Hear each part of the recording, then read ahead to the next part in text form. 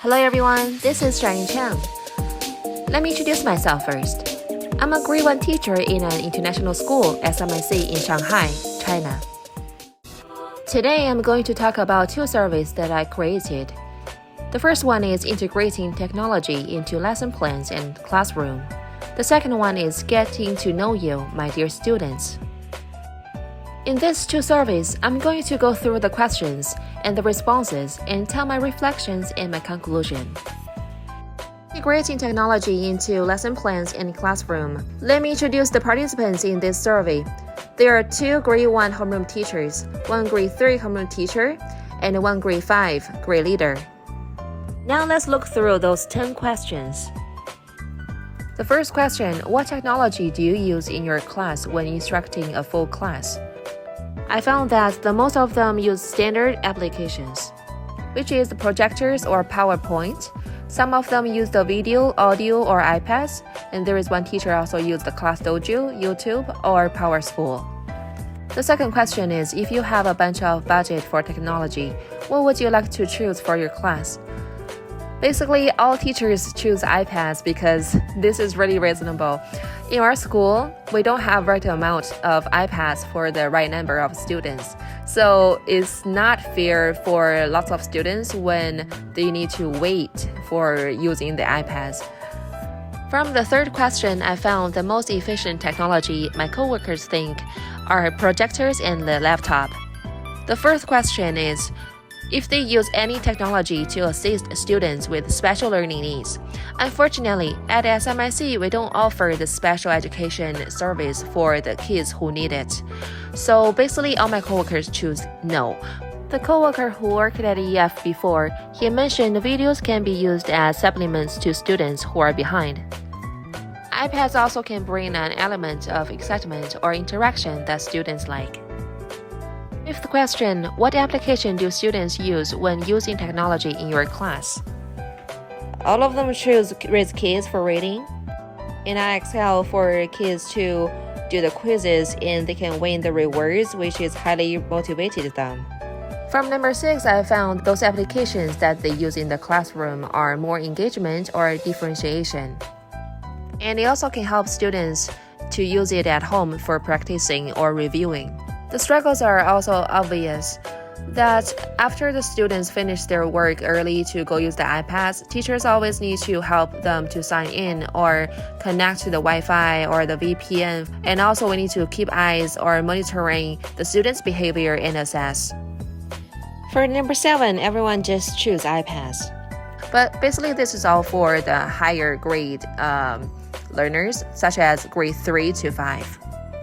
Number 8. What questions do you keep in mind when deciding how to use or whether to use technology in the classroom or a lesson? The most of them are struggling about how much scaffolding for the technology is required or how much time is losing for setting up or connecting.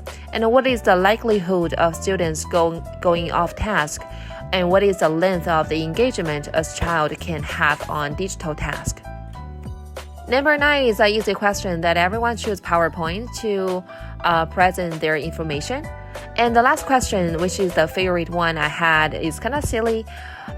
Imagine if there is one app will be invented for your class. What functions do you want and why? This question is not that serious. I just asked them to use their imagination to think about what app they can use in the future and imagine what function it can be. One of my coworkers said she wants the mute function that deafens the entire class when it gets too loud, which is really funny. In survey 2, getting to know you, my dear students, I invited 5 students from my class. In this survey, I listed 8 questions. The first one, what technology do you use at home? Nowadays, the most students use computer, laptop, or iPad at home. So do my students. The second question, what extracurricular activities are you involved in outside of school? For the most students who come from the wealthy or rich family, like other kids, they also learn the instruments such as piano or violin, sports like swimming, skating, golf. They also learn the third language such as French or German. From the third question, the answer I found is most of them like the storybooks, which is funny. The fourth one I found, the most of them just spend their weekends with their siblings or parents to do some exercise. And for the fifth one, I was quite surprised by those students who all have nannies at home. They'll help their parents to clean up. Good habits. The sixth one, all of them speak Chinese and English at home, but some of them also speak Spanish or Hindi from their parents. In the seventh question, I'm really glad to know what is the biggest challenge for them in the last semester. Some of them said learning Chinese is really hard, or they can't understand the instruction of online class, or they think the idioms are so difficult, or they are struggling with the reading. This is really helpful for me to help them in next semester. For the last one, this question I want to know what else can I do for them, especially for reading and writing. So I asked, what else do you think Miss Cheyenne can do for you in writing and reading? I'd love to share the answer from my students. Some of them said, I want Miss Cheyenne to read more books to me, and they said I love reading with Miss Cheyenne. And some of them said, in writing, I can help them to spell words, and in reading, I can help them to sound words, which is to tell them what is the phonics. And there is one girl who also mentioned, I hope Miss Cheyenne will give me more questions. I'm willing to do that, and she hope I can teach her for a long time. This is really touching. At the end of the quarter one in this semester, the requirement for their reading level is level G or F. Most of my students achieve this goal.